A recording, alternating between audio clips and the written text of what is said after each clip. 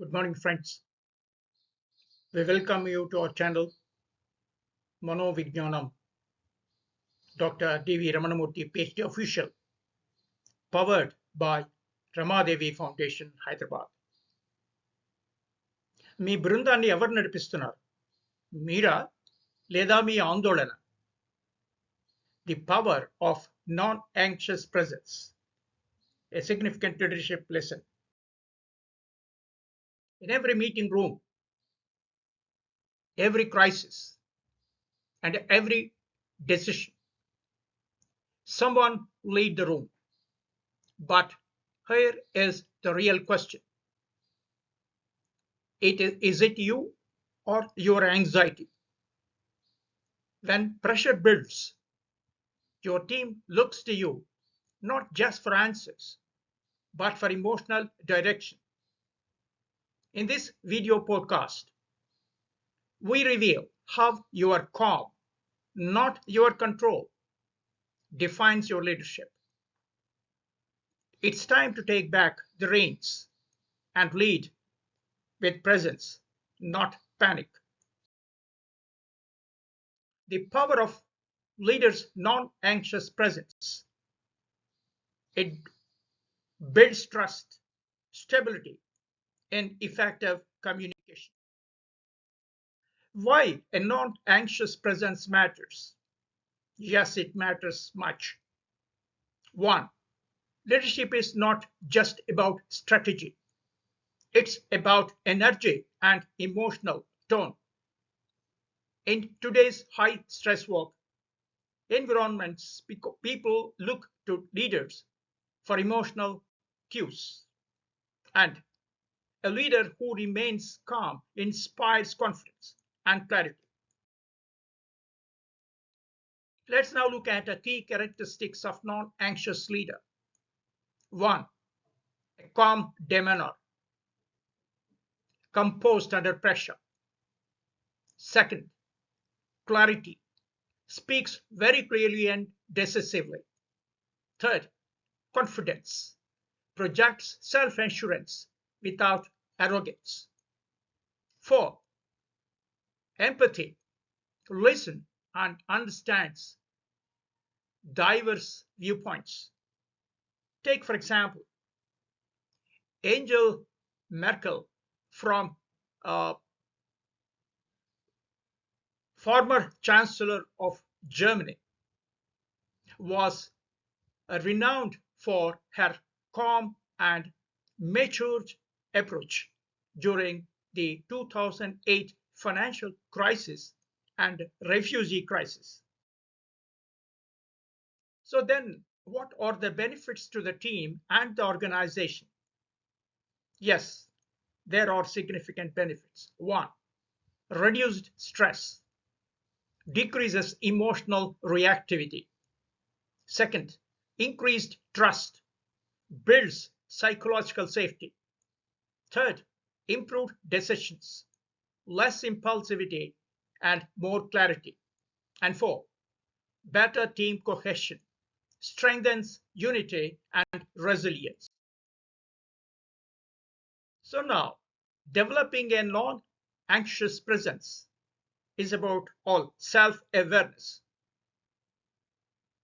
Understand your emotional triggers. Pause before reacting. And reflect on personal biases. A practical tip for us: keep a leadership journal to track situations and emotional responses. Let's have a case study. Such another like Microsoft. Many of us know when Nadella took over as CEO in 2014, Microsoft was facing stagnation. He led with empathy, clarity, and calmness, shifting the culture from internal competition to collaboration. What's the result? Market cap tripled, employee engagement soared, So mindfulness, staying present in the moment, is the core. Breathe consciously during stressful moments. Do not catastrophize future outcomes. Anchor yourself in the now. For example, a school principal practicing mindful breathing before addressing a faculty meeting during a crisis.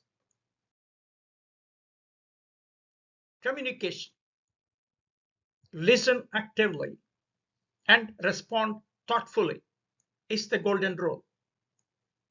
Avoid interrupting or rushing responses. Use calm, neutral tone even in disagreements and heated arguments. Reflect back what you heard to validate others' viewpoints. Let's look at a very mini case. A hospital administrator de-escalated a tense staff meeting by summarizing concerns calmly and inviting shared solutions. Emotional regulation, learning leading from inside out. Please do not suppress emotions. Understand and direct them. Label emotions internally. I feel frustration instead of reacting. Use grounding techniques during meetings. Don't take excursions. The practical tip here, use the 90-second rule. Allow emotional chemicals to dissipate before responding. Leadership tips to build a non-anxious culture. Here they are. 1. Stay focused. Don't feed the drama. Set clear goals and boundaries. Empower others. Trust and delegate. Model calm under fire. A popular quote from William James. I quote, "The greatest weapon against stress is our ability to choose one thought over another." Unquote. Let's look at some real-time scenario managing crisis calmly. A hypothetical case. In the context, a manufacturing plant forced a sudden power shutdown before a large shipment. Team panicked, expected overtime. Manager stayed calm, composed, calmly reorganized the task, and openly communicated the plan. The result is problem solved in 24 hours. Morale improved. What's the lesson here? Calm leadership turned potential chaos into a productivity win. So then, how teams react to calm leadership? The studies indicate. 1. They mirror the emotional tone of the leader. Second, they focus more on solutions, less on blame. They feel psychologically safe to speak up and take initiative.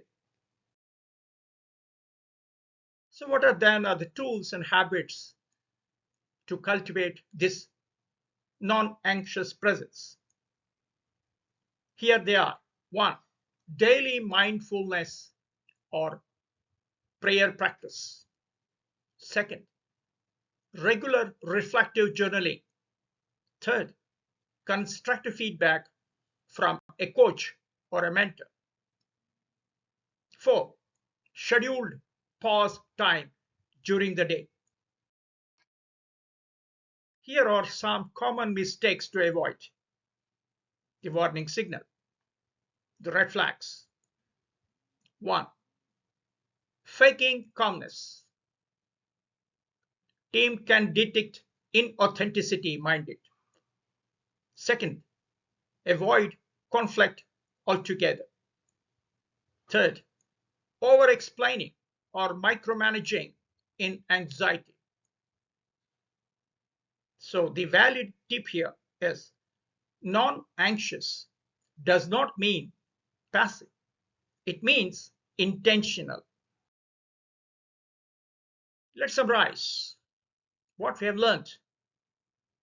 A non anxious presence is built, not born. Leaders must manage their inner world to lead the outer world. What's the result? Trust, clarity, stability, and sustainable success. The final word to conclude here: be the calm in the storm, be the emotional anchor for your team in moments of tension. Your stillness speaks volumes. Calm is not weakness minded, it is power in stillness. So here is the power quote from Mahatma Gandhi. I quote: in gentle way you can shake the world, unquote. So in chaos, your calm is your credibility. A non-anxious presence does not just reduce stress, it builds trust, inspires confidence, and drives real results.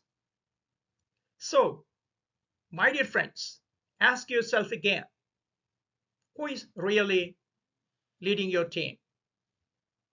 If you found value today on this discussion, please do like, share, and subscribe, and lead from a place of clarity, not a chaos. Thank you for watching. See you in the next insightful video. Until then, keep smiling. Thank you and good luck.